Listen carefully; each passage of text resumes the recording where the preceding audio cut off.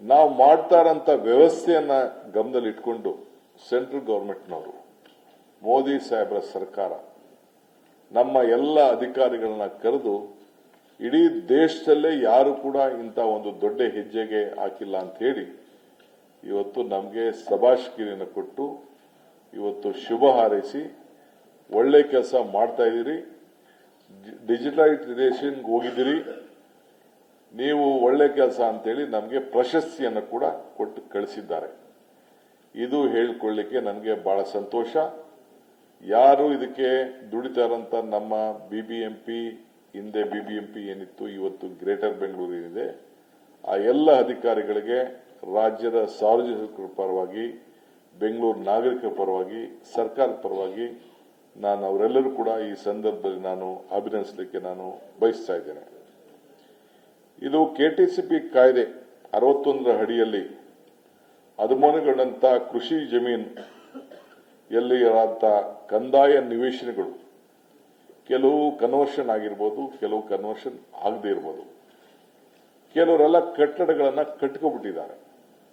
ಯಾರು ಅಂತವ್ರಿಗೆ ಬಿ ಖಾತಾ ಇಟ್ಕೊಂಡಿದ್ರು ಅವ್ರು ಯಾರು ಕೂಡ ದಾಖಲೆಗಳನ್ನ ಬ್ಯಾಂಕ್ಗೆ ಹೋಗಿ ಸಾಲವನ್ನ ಪಡ್ಕೊಳ್ಳಿಕ್ಕೆ ಆಗ್ತಿರ್ಲಿಲ್ಲ. ಕಾನೂನಡಿಯಲ್ಲಿ ಪ್ಲಾನ್ಗಳನ್ನ ಸ್ಯಾಂಕ್ಷನ್ ಮಾಡ್ಕೊಂಡೋಕೆ ಆಗ್ತಿರ್ಲಿಲ್ಲ. ಎಲ್ಲ ಇಲ್ಲಿಗಲ್ ಆಗೆಲ್ಲ ಮಾಡಿಕೊಂಡು ಬರ್ತಾ ಇದ್ರು.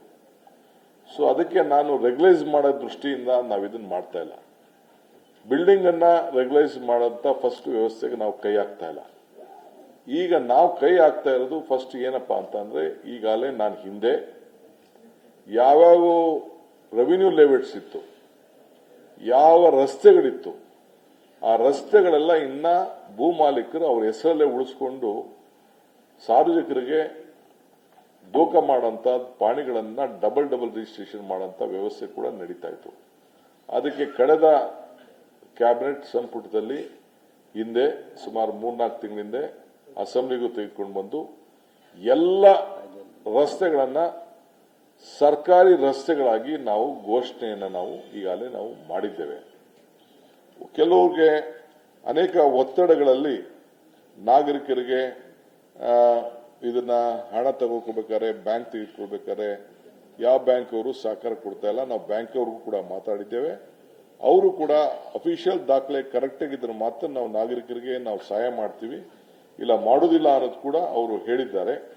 ಸೊ ಅದಕ್ಕೆ ನಾವು ಅವರೆಲ್ಲರೂ ಕೂಡ ನಮ್ಮ ಬೆಂಗಳೂರು ನಗರದ ಪಾಲಿಕೆಗಳಿಂದ ನಾವು ಅನಿಯಂತ್ರಿತ ಮತ್ತು ಅನಧಿಕೃತ ಮಾರಾಟ ಮತ್ತು ಅಕ್ರಮ ಆಸ್ತಿಗಳಿಗೆ ಅವರೇನು ಮಾಡ್ತಾ ಇದ್ರು ಅದನ್ನು ಮುಂದಕ್ಕೆ ಸಾಧ್ಯ ಮಾಡಬಾರದು, ಮಿಸ್ಯೂಸ್ ಮಾಡಬಾರದು, ಬೋಗಸ್ ಡಾಕ್ಯುಮೆಂಟೇಶನ್ ಕ್ರಿಯೇಟ್ ಮಾಡಿ ರಿಜಿಸ್ಟರ್ ಮಾಡಬಾರದು ಅನ್ನೋ ದೃಷ್ಟಿಯಿಂದ ಈ ತೀರ್ಮಾನವನ್ನು ನಾವು ಮಾಡಿದ್ದೇವೆ.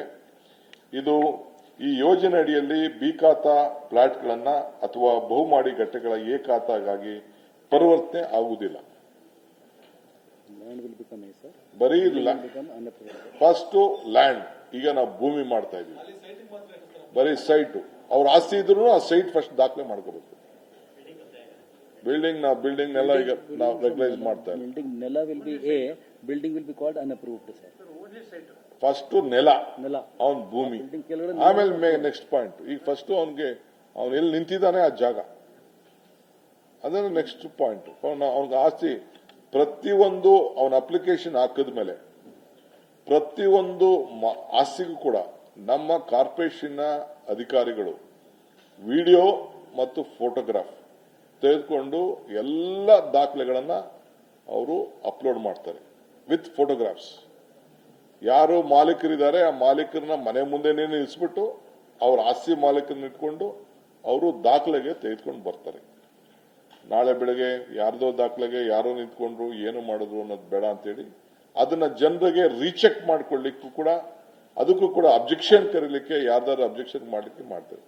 ಆದ್ರೆ ಸರ್ಕಾರದ ಜಾಗ ಇಲ್ಲ ಅಂದ್ರೆ ಪಿಟಿಸಿಎಲ್ ಜಾಗ, ಕೇಸ್ಗಳು, ಲಿಟಿಗೇಷನ್ ಇದಕ್ಕೆ ಯಾವುದೂ ಸಂಬಂಧ ಇಲ್ಲ. We will not entertain government places. ಅದೇ ಬೇರೆ, ಅದು ಬೇರೆ 94C ಏನಿದೆ ಅದು ಬೇರೆ ವಿಚಾರ.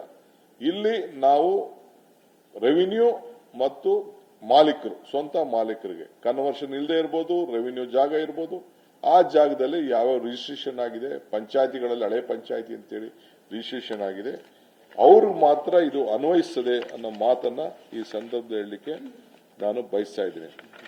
ಈಗಾಗಲೇ ನಾನು ಆಗಲೇ ಹೇಳ್ದಂಗೆ ನಮ್ಮ front side public road, private road, ಅದಕ್ಕೆ ಕನ್ವರ್ಟ್ ಮಾಡಲಿಕ್ಕೆ ಪಬ್ಲಿಕ್ ರೋಡ್ ಆಗಿ, ಪ್ರೈವೇಟ್ ರೋಡ್ ಅಂತ ಇದ್ರೂ ಕೂಡ ಪಬ್ಲಿಕ್ ರೋಡ್ ಆಗಿ ಕನ್ವರ್ಟ್ ಮಾಡಲಿಕ್ಕೂ ಕೂಡ ಇದಕ್ಕೆ ಎಲ್ಲಾ ವ್ಯವಸ್ಥೆಯನ್ನ ಮಾಡ್ತಾ ಇದೀವಿ.